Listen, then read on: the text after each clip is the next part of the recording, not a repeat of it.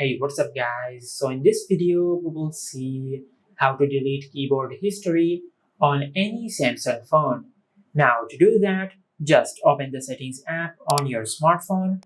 Now from here, just scroll down and tap on general management.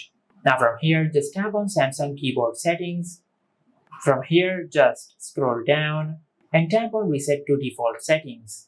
Now on this page, just tap on reset keyboard settings and tap on reset. And once you have done that, just tap on erase personalized predictions and tap on erase. After that, just tap on clear cache. From here, just tap on clear. And this is how you can delete keyboard history on any Samsung phone. If you found this video helpful, please like the video and subscribe to our channel and hit the bell icon to get notified when we upload a new video.